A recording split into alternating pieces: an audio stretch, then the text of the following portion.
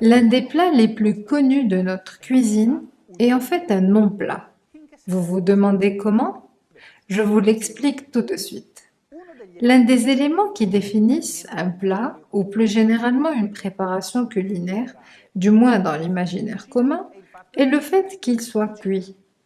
Le pinzimonio, et c'est le plat dont je vais vous parler, n'a justement rien de cuit. C'est une préparation froide qui implique une sélection rigoureuse des légumes, un long travail de nettoyage et une construction équilibrée de l'assaisonnement qui, au-delà des classiques huile, sel et vinaigre, peut se décliner en 1000 variantes. Le pinzimonio est devenu si célèbre dans notre pays aussi grâce à l'extraordinaire variété de légumes que les jardins italiens, du nord au sud, sont capables d'offrir. Il n'y a pas de saison italienne qui ne garantisse pas un large choix de légumes, parmi lesquels ceux à tremper dans une vinaigrette aigre ou dans une sauce française plus savoureuse avec de la mayonnaise et du citron par exemple. L'un des protagonistes indispensables au pinzimonio est certainement le céleri. Avec sa saveur naturelle, sa texture croquante, son extraordinaire fraîcheur et sa note aromatique rappelant l'anis, le céleri est un composant incontournable de tout pinzimonio qui se respecte. Et si on doit parler de son défaut, c'est évidemment la présence de ces filaments gênants qui recouvrent la partie externe. Mais ceci n'est pas sans solution. Si vous voulez les éviter, il suffit de recourir à la même biodiversité dont nous parlions avant. À Trévis, en Ombrie, à quelques kilomètres des belles et célèbres sources de Clitunno, citées par Carducci, Byron et Goethe dans leurs textes, et de la ville qui fut le berceau de San Francesco, une variété de céleri particulière est cultivée, d'un vert si intense et foncé qu'elle est qualifiée de noire. Ce type particulier, très célèbre dans le passé, était en danger de disparition mais a heureusement été récupéré ces dernières années grâce à l'obstination de certains agriculteurs locaux. Une des caractéristiques principales, outre la couleur, est la taille.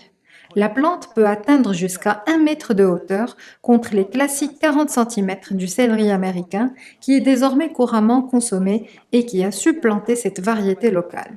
Et puis, le céleri noir de Trévis est totalement dépourvu de filaments et très parfumé. Ces caractéristiques lui ont valu par le passé une telle renommée qu'il est devenu l'un des produits indispensables au menu des voyageurs en bateau vers les Amériques. Comme de nombreux produits locaux traditionnels, même le céleri noir de Trévis est entouré de rituels et de croyances populaires.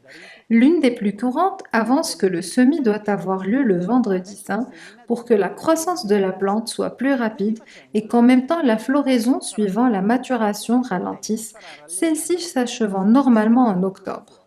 Le céleri de Trévis est également utilisé dans les préparations qui impliquent sa cuisson, par exemple en une sorte de parmigiana ou sous forme de gratin. Mais il reste plus savoureux cru, en pinzimonio par exemple, accompagné d'un autre produit emblématique de cette région, l'huile d'olive extra vierge. Consacrons-nous alors à la préparation de ce plat non plat. On prend autant de légumes que la saison le permet, en commençant bien sûr par le céleri noir de Trévis, puis les carottes, le fenouil, les poivrons, le chou-fleur, les artichauts. On nettoie tous les légumes et si nécessaire, on les épluche et les découpe en morceaux. Pour les condiments, commençons par le plus simple. 3 cuillères à soupe d'huile d'olive extra vierge d'Ombrie, 2 cuillères à soupe de vinaigre de vin rouge et du sel. Puis on en fait un autre. On écrase un peu de framboise, on ajoute une cuillère à café de miel, une de vinaigre de vin blanc et 3 d'huile d'olive extra vierge. Et enfin, une autre plus riche et légèrement exotique, une bonne cuillère de mayonnaise, une de jus de citron, le zeste râpé d'un demi-citron, une cuillère à café de moutarde et 3 d'huile. Trempez-y les légumes et dégustez-les. Bon appétit!